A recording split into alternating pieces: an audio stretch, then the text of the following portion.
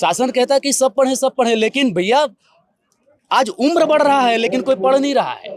बच्चों का उम्र बढ़ जा रहा है लेकिन पढ़ नहीं रहा है। रिपोर्ट आई है कि छत्तीसगढ़ तीसरे मतलब नीचे से तीसरे पायदान पर है शिक्षा के अगर गुणवत्ता के आधार पर देखें तो। मतलब बताइए पूरे ओवरऑल इंडिया पे ऐसी स्थिति छत्तीसगढ़ प्रदेश की क्यों आनी चाहिए?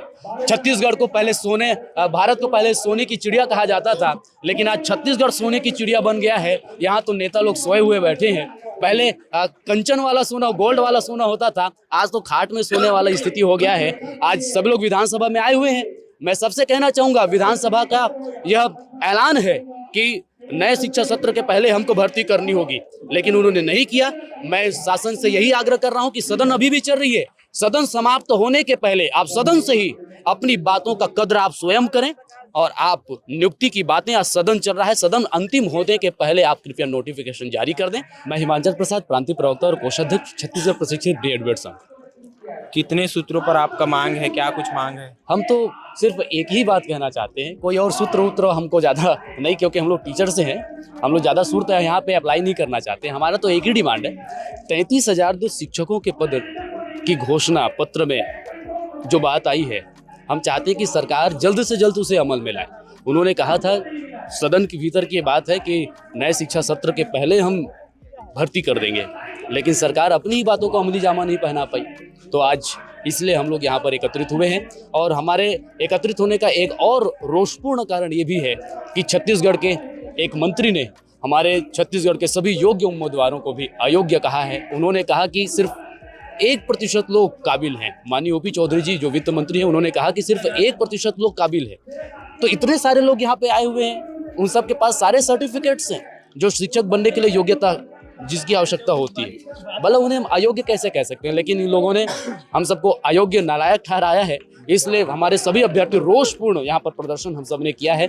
हम लोग चाहते हैं कि वित्त मंत्री जी अपनी बात, छत्तीसगढ़ के इन सम्मानित युवाओं का जो उन्होंने अपमान किया है, वे क्षमा उनसे मांगे। और तो और मैं मंत्री जी को ये भी कहना चाहूंगा कि वित्त विभाग से जो अनुमति अटकी हुई है शिक्षक भर्ती के पदों के 33,000 जो पद आप बोले हैं, जो घोषणा पत्र में लिखा गया, मैं नहीं कह रहा, घोषणा पत्र में जो आपने लिखा है, ऐसा नहीं कई लोग ऐसे बोले कि मंत्री जी बदल गए। तो भैया मंत्री जी बदल गए, लेकिन घोषणा पत्र तो है, घोषणा पत्र तो पूरे पार्टी ने बैठ करके डिसाइड किया है। तो उस घोषणा पत्र को आप अमली जामा पहनाए।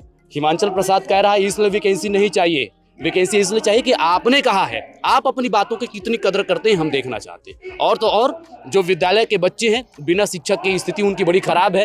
कई विद्यालयों पे ताला जड़ चुके हैं, कई जगह बच्चे जाते हैं बस भात साग खाओ घर आओ। ऐसे जगह पे अगर शिक्षा गुणवत्ता चाहिए तो शिक्षकों की नियुक्ति तो 100% उद्देश्य रहा है।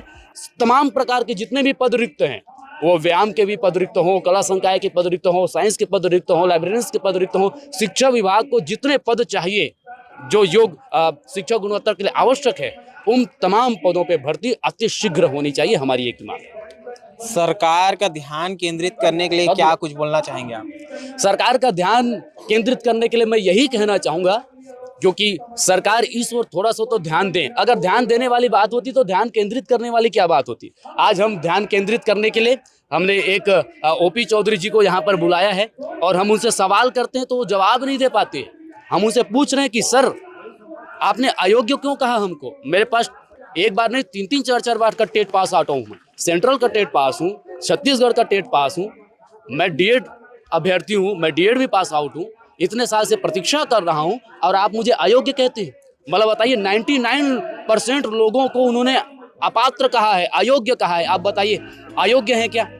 उनका कहना है कि 1% लोग पात्र हैं, मैं किसके लिए नौकरी निकालूं। मैं शासन के संज्ञान में लाना चाहता हूं कि युवा पात्र हैं और पात्र युवाओं को नौकरी की आवश्यकता है। वो सिर्फ स्वार्थ के लिए नौकरी नहीं चाहते हैं, वो नौकरी इसलिए चाहते हैं कि छत्तीसगढ़ की शिक्षा गुणवत्ता श्रेष्ठ हो, क्योंकि भारत स्वयं प्रभुत्व संपन्नता का प्रदेश रहा है, देश रहा है।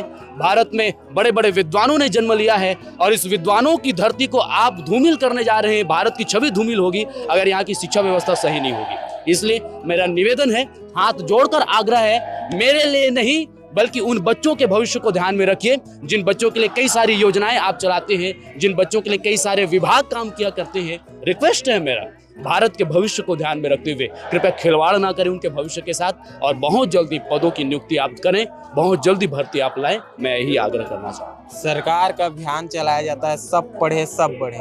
अगर शिक्षक ही नहीं रहेगा गुणवत्तापूर्ण वाले शिक्षक, तो कैसे बच्चों का भविष्य संवारा जाएगा, कैसे एजुकेशन स्तर पे अच्छा काम किया जाएगा। बिल्कुल, आपने बात बिल्कुल सही कही है। शासन कहता है कि सब पढ़े, लेकिन भैया आज उम्र बढ़ रहा है लेकिन कोई पढ़ नहीं रहा है। बच्चों का उम्र बढ़ जा रहा है लेकिन पढ़ नहीं रहा है। रिपोर्ट आई है कि छत्तीसगढ़ तीसरे मतलब नीचे से तीसरे पायदान पर है शिक्षा के अगर गुणवत्ता के आधार पर देखें तो। मतलब बताइए पूरे ओवरऑल इंडिया पे ऐसी स्थिति छत्तीसगढ़ प्रदेश की क्यों आनी चाहिए। छत्तीसगढ़ को पहले भारत को पहले सोने की चिड़िया कहा जाता था, लेकिन आज छत्तीसगढ़ सोने की चिड़िया बन गया है। यहाँ तो नेता लोग सोए हुए बैठे हैं। पहले कंचन वाला सोना, गोल्ड वाला सोना होता था, आज तो खाट में सोने वाला स्थिति हो गया है। आज सब लोग विधानसभा में आए हुए हैं। मैं सबसे कहना चाहूंगा, विधानसभा का यह ऐलान है कि नए शिक्षा सत्र के पहले हमको भर्ती करनी होगी, लेकिन उन्होंने नहीं किया। मैं शासन से यही आग्रह कर रहा हूं कि सदन अभी भी चल रही है, सदन समाप्त होने के पहले आप सदन से ही अपनी बातों का कद्र आप स्वयं करें और आप नियुक्ति की बातें, आज सदन चल रहा है, सदन अंतिम होने के पहले आप कृपया नोटिफिकेशन जारी कर दें। युवाओं को अपार हर्ष होगा। सर, आंखों पर युवाओं ने दो बार, अभी विधानसभा पर भी लोकसभा पर भी छत्तीसगढ़ के योग्य उम्मीदवारों ने, सभी बेरोजगारों ने, पढ़े लिखे लोगों ने सरकार को चुना है, तो कहीं ना कहीं यही सोच करके चुना है कि यह सरकार हमारी सुनेगी। अगर यह सरकार हमारी नहीं सुनती है तो बड़ी विकट स्थिति हमारे पास हो जाएगी। लोकतंत्र का ढिंढोरा पीटने वाले लोग अगर जनता की बातों को नहीं मानेंगे तो भारत का लोकतंत्र कहां तक सुरक्षित होगा, वो आपसे